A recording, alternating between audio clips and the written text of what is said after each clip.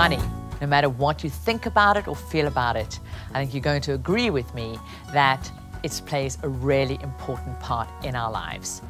And when you want to make it, when you want to keep it, when you want to grow it, when you want to spend it, how we do that and whether that brings you joy and an expansive and a wealthy life, or it takes you into anxiety and fear, or maybe rejection or guilt or shame or whatever kind of emotion it stirs up in you, or whether it makes you feel contracted and chained in, or whether you feel free around it, all relates to the relationship we have with money. That is the very first starting point, your relationship with money. And that is what this video is all about. So hi, I'm Ann Wilson, the Wealth Chef, and we're going to be diving into your relationship with money in this video. So I've got a question for you. If you were your money and you were having a relationship with you, how would you feel? Would you feel respected? Would you feel nurtured? Would you feel you want to stick around? How you relate to your money and your relationship with it will give you a very good indication of what's happening in your money world. So let's unpack some of the classic relationships that we can see with money and how they can either be serving you or not in creating your financial well-being and creating that financial feast and getting more of that money into your life, staying in your life, growing and serving you. So one of the classic relationships I see is the pursuer. So this is the relationship with the person always believing if I can just get more, then I'll be okay, then I'll be happy. This is the constantly believing that more income will make me okay, and that's what wealth is all about. If I can just get the salary increase, if I can get the next contract, then I'll be okay financially, and then I can create my wealth. So the problem with the pursuer, it's a bit like that cougar always going out to the bar trying to pick up the next, young dude, believing that that is going to be the person that's going to be the rescuer in their life. And the challenge is you never actually create the relationship with money. So you've spent all this time trying to get that money, trying to attract it, earn it in this case. But as soon as you have it in your life, the pursuer then ignores that money. So in it comes, and then it's like ignores it completely and gives it no direction as to how it should flow out of the life, what you actually want from it, how to actually invest it, and giving that time to actually create the relationship with it. So as you can see, the problem with the pursuer is money then comes into your life and then it's just ignored. And so what's it going to do? It's going to wander off to somebody who values it more, because that's the thing. Money flows to those who value it most. I'm going to say that again. Money flows to those who value it most. And part of valuing it is about having a relationship with it, giving it time, saying, welcome to my home, let's have a conversation, let me see what's going on, let me tell you what you want to do. So that's the pursuer, spending lots of time trying to bring it in and then ignores it completely.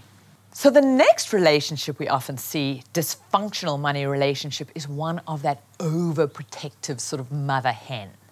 So firstly, fearfully allows a little bit of money in, concerned about any risk or getting anything wrong. So will typically take that safe job or wanting that certainty, and they're wanting the guarantee. So while that person has got this money, that all the money wants to do is go to work, it wants to flow, it wants to expand, the fearfulness about losing it or what might go wrong makes this overprotected mother hen almost lock that money down in the basement. So this is the person who just puts the money into a savings account or possibly even just under the mattress. And then that money can't do anything. It's completely stifled. So maybe you see this fearful relationship that you go, oh no, I could never invest in the stock market, or could never use leverage, or I could never invest in a business or myself, but what if I lose it?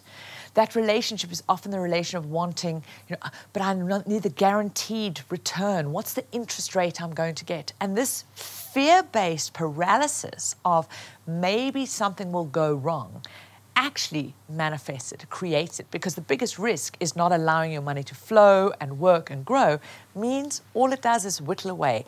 Down there in the basement of your life, it just shrinks and it stagnates and it can't do what it's meant to do, which is support and work for you. The next relationship we see a lot of is the puritanical / spiritual / standoffish. Ooh, money is a bit dirty. I can't get involved with it, or I don't know what's going on. So there's this disconnection and not wanting to get intimate with the money, not wanting to get vulnerable with it, not getting down and dirty, and actually going, hey, money's just an ingredient. Let me get my fingers stuck in. Let me work with it. Let me see what I can create with this. And this disconnection creates a complete disconnection with your wealth. You've got to know what's happening in your money world. Where's your money flowing? What's going on? Give it that clear direction. What's happening in assets? And if you've got either an aspect of, money's dirty or money's evil, or to want to get involved in your money and your expenses or your investments is either not spiritual, or if you run the pattern that somebody else needs to do that for you, there's various sides of this relationship can have unique little bits to it, little nuances.